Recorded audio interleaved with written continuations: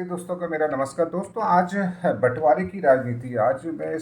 मैं राजनीति पे उतने ज़्यादा वीडियोस बनाता नहीं हूँ, बट जिस तरीके से मुझे लग रहा है कि इस पर भी बोलना ज़रूरी है, बिकॉज जिस तरीके से मणिपुर का इंसिडेंट हुआ, मैंने उसको काफ़ी क्लोजली वॉच किया। अ, मन तो हो रहा था कि उस पर भी कुछ वीडियोस बनाऊं, बट जिस तरीके से एक तरह से मैं नहीं चाह रहा था कि आग में घी डालने वाला जैसा काम करना चाहिए। और जिस तरीके से हमारे राजनीतिक संगठन है, मैं किसी भी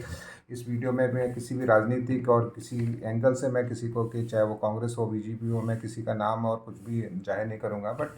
मेरा ये व्यक्तिगत तौर पे मानना है कि बंटवारे की राजनीति बंद होनी चाहिए, बिकॉज ये अंग्रेजों के थ्रू जिस तरीके से चलाया गया और देश ने जिस तरीके से इस बंटवारे की राजनीति का परिणाम झेला है, हमारा देश काफ़ी मतलब इससे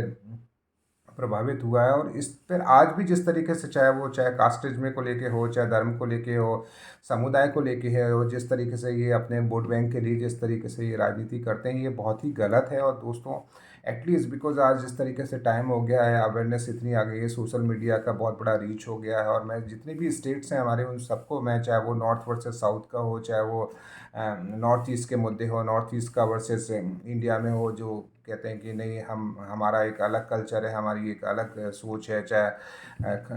आपका यहाँ पे आपके पंजाब में जिस तरीके से अकाली दल का या जिस तरीके से खालिस्तान का चल रहा है, हर जगह मैं देख रहा हूँ कि इस तरीके से एक पटवारी की राजनीति चल रही है। तो दोस्तों, कुछ हद तक इन पॉलिटिकली पार्टियों के,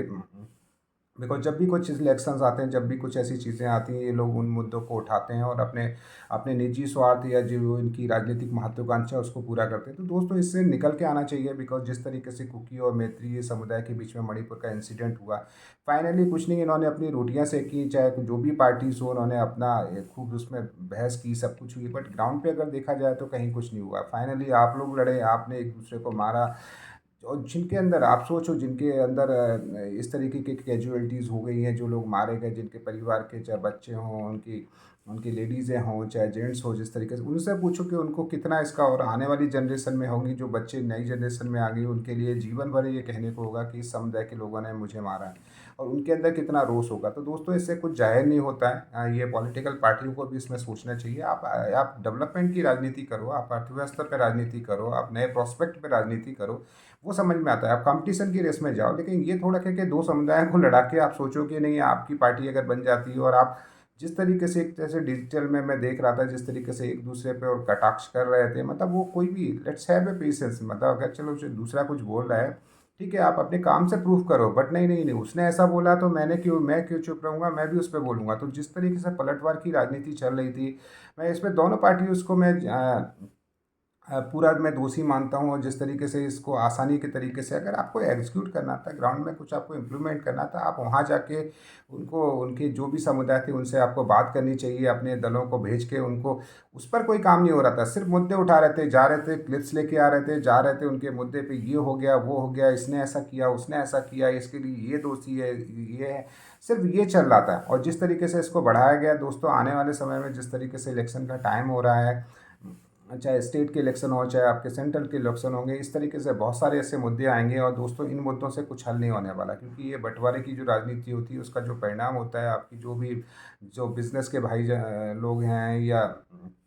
जो अपने अपने स्कूल कॉलेज, इसमें जो बच्चों की एजुकेशन है वो प्रभावित होती है, हॉस्पिटलिटी प्रभावित होती है, जो मरीज बेचारे हैं उनको सही तरीके से ट्रीटमेंट नहीं होता, तो फाइनली जो सफ़र करता है वो आम पब्लिक सफ़र करती है। इन लोगों को कुछ नहीं होता, ये बड़ी बड़ी कुर्सियों में बैठ जाते हैं और फेविकॉल का मजबूत जोड़ लगा के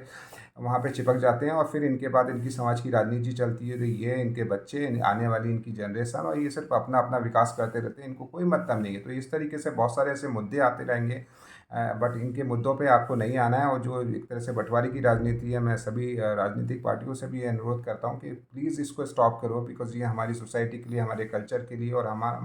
हम ऑलरेडी इससे इतना ज़्यादा सफ़र हो चुके हैं कि अब अगर हम इन पे, और हमने जिस तरीके से, बिकॉज अभी नॉर्थ वर्सेस मैं साउथ को देख रहा हूँ, चाहे लैंग्वेज को लेकर डिफरेंस हो, चाहे मराठी मानस को लेकर डिफरेंसेस हो, चाहे यूपी और बिहार को लेके जो डिफरेंसेस हों, चाहे नॉर्थ ईस्ट की लेके डिफरेंस हो, चाहे बंगाली समाज को लेके डिफरेंसेस हैं, ये बहुत ज़्यादा छोटे छोटे मुद्दे लग रहे हैं, बट इसका इम्पैक्ट बहुत ज़्यादा है। और मैं बोल रहा हूँ कि जो भी इलेक्शंस के टाइम होंगे, ये डेफिनेटली ऐसे मुद्दे आएंगे, बट इन मुद्दों को छोड़ के आपको डेवलपमेंट की, आपको अगर राजनीति करनी है तो प्रोग्रेस की राजनीति करो, एम्प्लॉयमेंट पे, जो इस देश में भुखमरी की समस्या आए दिन लोगों के पास है नहीं, जिस तरीके से उन पर आप काम करो, बजाय इस तरीके की जो घटिया राजनीति है उससे। तो मुझसे जुड़े रहने के लिए सभी लोगों का धन्यवाद। जय हिंद, जय भारत।